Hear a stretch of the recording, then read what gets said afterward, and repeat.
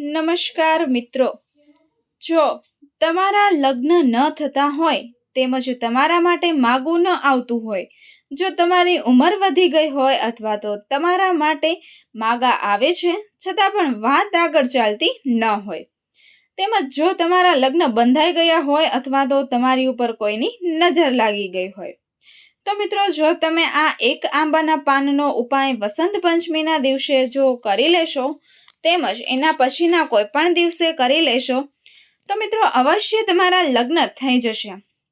મિત્રો આ ઉપાય એટલું બધું ખાસ છે કે જો આંબાના પાનનો ઉપાય કોઈ પણ વ્યક્તિ કરી લેશે કે જેના લગ્નમાં બહુ બાધા આડા આવે છે તો લોકોએ આ ઉપાય આવનારી વસંત પંચમીના દિવસોમાં અવશ્ય કરી લેવો જોઈએ।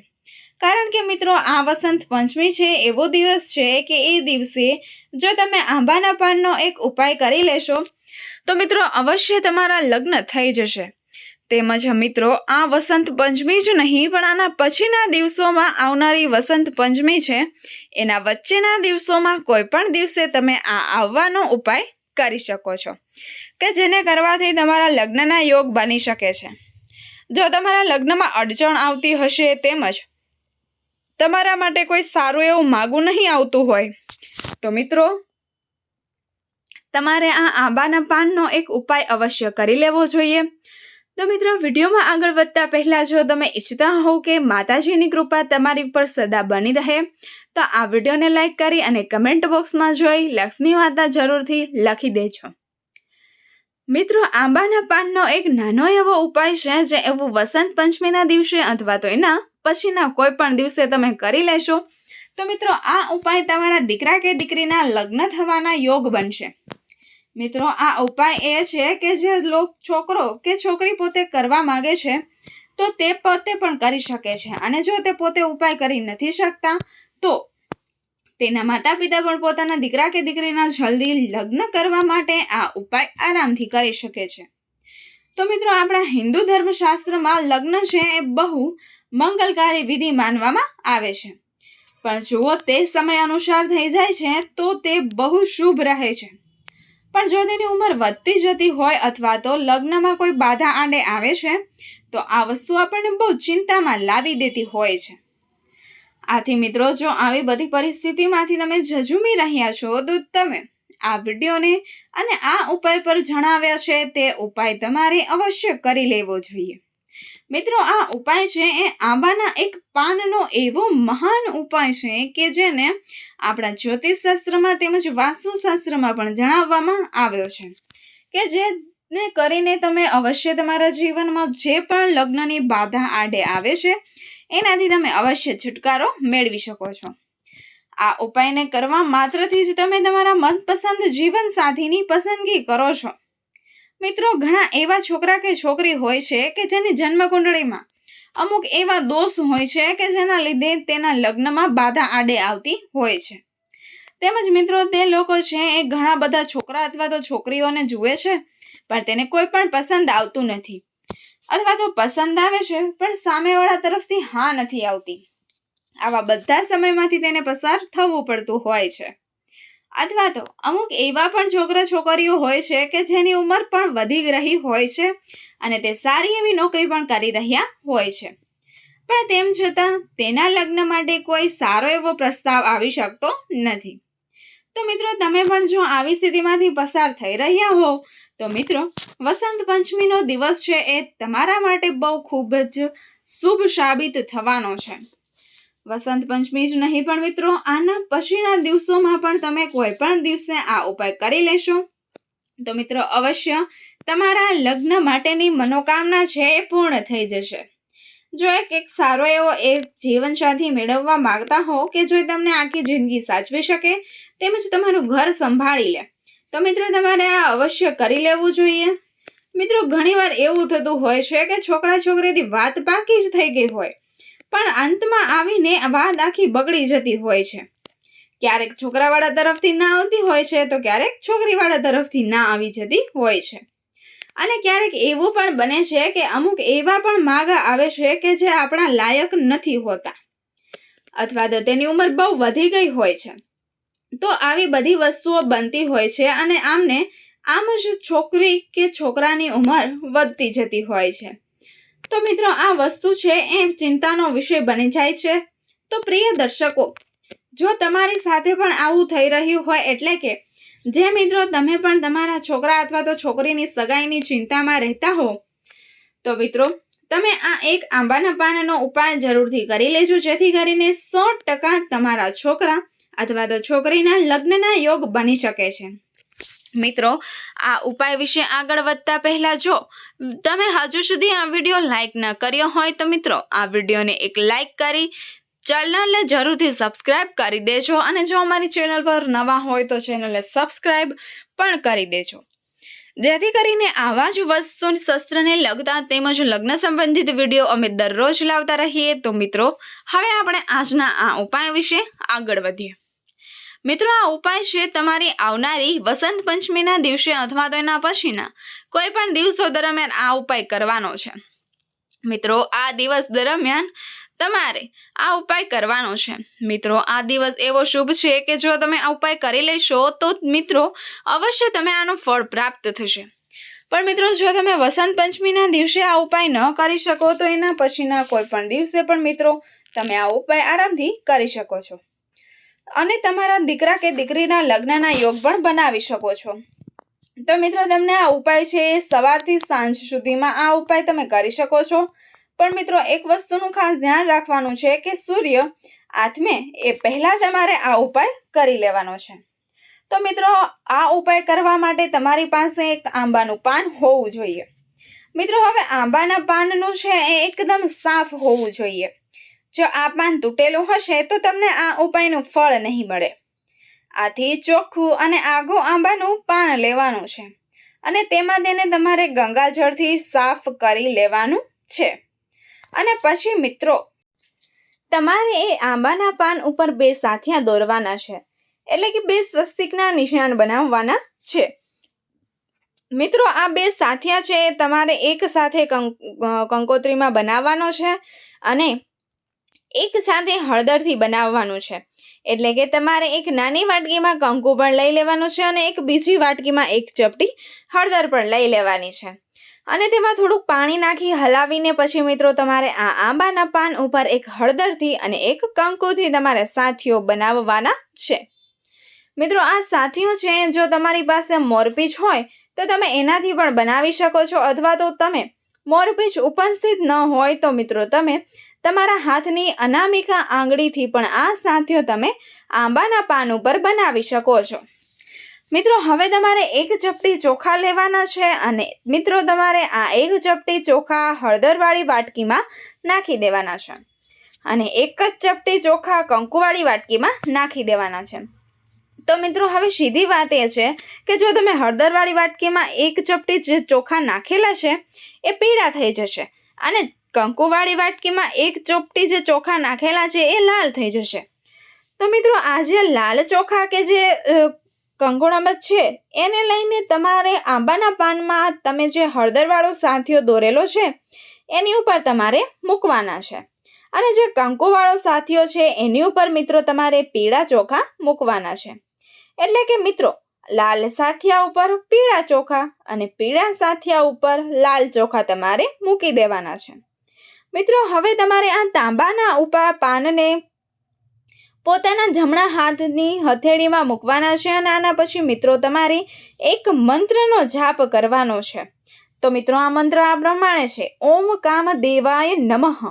મિત્રો આ મંત્રનો જાપ તમારે 108 વાર કરવાનો છે, અને જો મિત્રો આ મંત્રનો જાપ કરવાનો સમય તમારી પાસે ન હોય તો મિત્રો કમસે કમ તમે 21 વાર આ મંત્રનો જાપ કરી લેજો. તો મિત્રો આ ઉપાયની વિધિ છે એ તમારે પોતાના ઘરમાં જ્યાં પણ મંદિર છે એની સામે બેસીને તમારે આ ઉપાય કરવાનો છે. અને જ્યારે પણ તમે આ ઉપાય કરવા બેસો છો એના પહેલા મિત્રો તમારે પોતાના દેવી દેવતાઓને એક શુદ્ધ ઘીનો દીવો અર્પણ કરી દેવાનો છે. તો મિત્રો હવે તમારે શું કરવાનું છે? તો મિત્રો તમે આ ઉપાય પણ છોકરા અથવા છોકરી માટે આ ઉપાય કરેલો હોય તો તે છોકરા કે છોકરીની માથા ઉપર તમારે આંબાનું પાન છે તેનો એકવાર સ્પર્શ કરાવી દેવાનો છે. અને મિત્રો છોકરો અથવા છોકરી હોય તો ઘરે હાજર ન હોય તો મિત્રો તમે એના ફોટાને પણ આંબાનું પાન સ્પર્શ કરાવી શકો છો, અથવા તો તમે તેના મનથી પણ નામનું સ્મરણ કરીને આ રીતે ઉપાય કરી શકો છો. અને સાથે જ મિત્રો તમને જેના પણ લગ્ન માટે આ ઉપાય કરી રહ્યા હો એની તમારી પોતાના દેવી દેવતાની સામે પ્રાર્થના કરવાની છે કે મારા દીકરા કે દીકરીના લગ્નમાં જે પણ બાધા આવે છે તે દૂર થઈ જાય અને જલ્દી જ તેના માટે એક સારું માગું આવી જાય. તો મિત્રો આટલો ઉપાય કરીને પછી તમારે શું કરવાનું છે એને પણ ધ્યાનથી સાંભળજો. તો મિત્રો તમે આ પ્રકારે પૂરા વિધિ વિધાનથી આ ઉપાય કરી લો છો. પછી મિત્રો આંબાના પાનને લઈને તમારે લીમડાના વૃક્ષની નીચે જવાનું છે અને ત્યાં તમારે આ આંબાના પાનનું લીમડાના વૃક્ષ નીચે મૂકી દેવાનું છે. તો મિત્રો જો તમે આ ઉપાય કરીને લેશો તો શ્રદ્ધાથી અને પૂરા વિધિ વિધાનથી વસંત પંચમીના દિવસે અથવા તો તેના પછીના કોઈ પણ દિવસે તમે આ ઉપાય સાચા હૃદયથી કરી લેશો તો મિત્રો તમારા દીકરા અથવા તો દીકરીના લગ્ન છે એ થઈ જશે. તેમજ તેના લગ્નમાં જો કોઈ બાધા આડે આવતી હશે તો એ જલ્દી જ હવે સમાપ્ત થઈ જશે. જો તેના માટે કોઈ સારું માગું નહીં આવતું હોય તો તેના માટે અવશ્ય માગ આવી જશે. તેમજ જો તેની ઉપર કોઈ નજરદોષ હશે અથવા તો તેના લગ્ન બંધાઈ ગયા હશે તો તે બધી જ સમસ્યામાંથી ઉજાગર થઈ જશે અને માતાજીની કૃપાથી તેના માટે એક સારું માગું આવી જશે અને તે રહસ્ય જીવનમાં પગબેસારો કરી લેશે.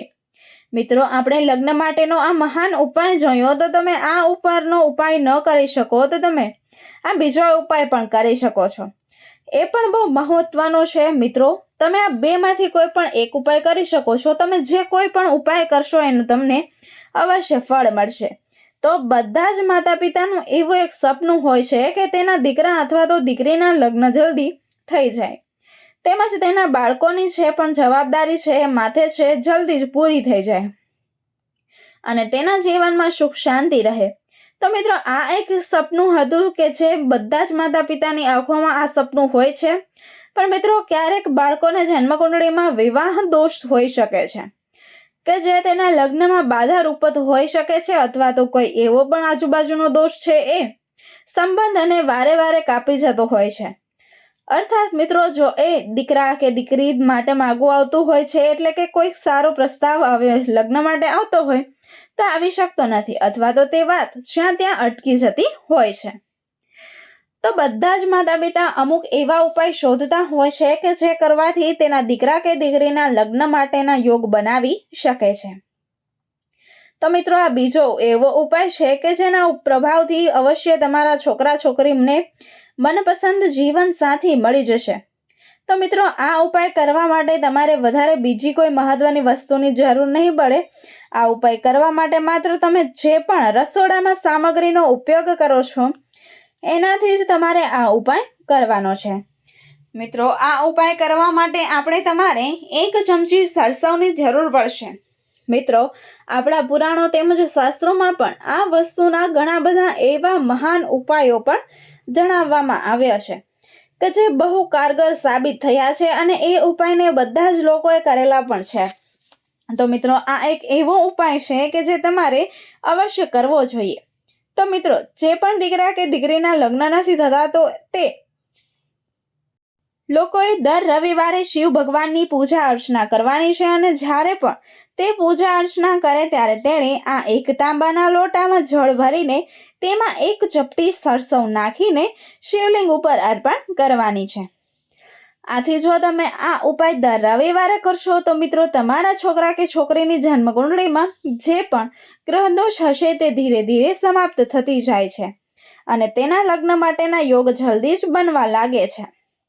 તેમજ બીજો ઉપાય એ છે કે તમારે આ પ્રકારે કરવાનું છે કે આ બીજા ઉપાયમાં મિત્રો તમારે 1 મુઠ્ઠી સરસવ લેવાની છે અને 1 મુઠ્ઠી મીઠું લેવાનું છે. તો મિત્રો જે પણ દીકરા કે દીકરીના લગ્ન નથી થતા તેણે દર શનિવારના દિવસે આ 1 મીઠું અને સરસવ લઈને જે પણ છોકરા કે છોકરીના લગ્ન નથી થતા એની ઉપરથી 7 વાર ઉતારીને પછી આ એક વસ્તુ સાથે સળગાવી દેશો.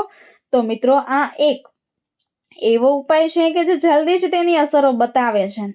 અને મિત્રો તમારા દીકરા કે દીકરીના લગ્નમાં જે પણ બાધા આડે આવે છે કે નહીં અને આવી શકે નહીં. તેમજ કુંડળીમાં જે પણ કુંડળી દોષ અથવા તો નજર દોષ હશે તો એ પણ સમાપ્ત થઈ જશે, કે જેથી તેના માટે અવશ્ય માગું આવી જશે. તેમજ જો તેની આગળ વાત નહીં ચાલતી હોય તો તેની વાત આગળ પણ ચાલવા માંડશે. અને તેના લગ્ન જીવનમાં જો કોઈ મુશ્કેલી હશે તો એ પણ મિત્રો હવે દૂર થઈ જશે. આથી મિત્રો તમારે આ ઉપાયને અવશ્યપણે કરી લેવો જોઈએ. મિત્રો તમને પ્રશ્ન થતો હશે કે અમે આમાંથી કયો ઉપાય કરી શકીએ? તો મિત્રો તમને જે ઉપાય સરળ લાગે એ તમે કરી શકો છો. પણ મિત્રો અમે જે વિડીયોની શરૂઆતમાં જે આંબાના પાનવાળો ઉપાય જણાવ્યો હતો એ ઉપાય જો તમે કરી લેશો તો 100% તમારા દીકરા કે દીકરીના લગ્ન થવાના યોગ બને છે, એ બનવા લાગશે. અને એ ઉપાય મિત્રો તમે વસંત પંચમીના દિવસે અથવા તો બીજા કોઈ પણ દિવસે તમે એ ઊભા કરી શકો છો, જેથી કરીને તમે તમારી મનોકામના છે એ પૂર્ણ કરી શકો છો. આથી આ ઉપાયને કરીને પછી તમારા છોકરા કે છોકરીના જીવનમાં જે પણ લગ્નની બાધા છે એ પણ દૂર થઈ જશે. અને જો તેના માટે કોઈ સારો પ્રસ્તાવ નહીં આવતો હોય તો સારો પ્રસ્તાવ પણ આવવા લાગશે.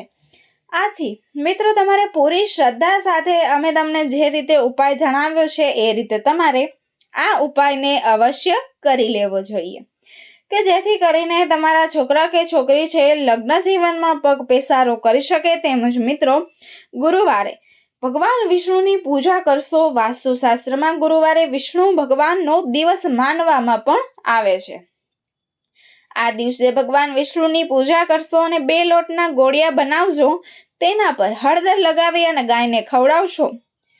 આ ઉપાય લગ્નના માર્ગમાં આવતા અવરોધોને દૂર કરે છે અને સુખી જીવનનો માર્ગ મોકળો કરે છે. તેમજ મિત્રો વાસ્તુશાસ્ત્ર અનુસાર જો લગ્નમાં વારંવાર અવરોધો આવે છે તો દાન ગુપ્ત રીતે કરવું જોઈએ. આ ઉપાય વ્યક્તિના ભાગ્યમાં વધારો કરે છે અને તેના લગ્નની શક્યતાઓને મજબૂત બનાવે છે. દાન જીવનમાં સકારાત્મક ઉર્જા લાવે છે, જે લગ્નમાં આવતા અવરોધો તમામ દૂર કરે છે.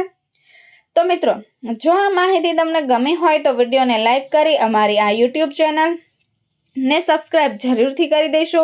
ફરી મળીશું એક નવા વિડીયો સાથે અને એક આવી જ અવનવી માહિતી સાથે. વિડીયોને અંત સુધી નિહાળવા બદલ આપ સૌ મિત્રોનો ખૂબ ખૂબ આભાર. ધન્યવાદ. ફરી મળીશું નવા વિડીયો સાથે.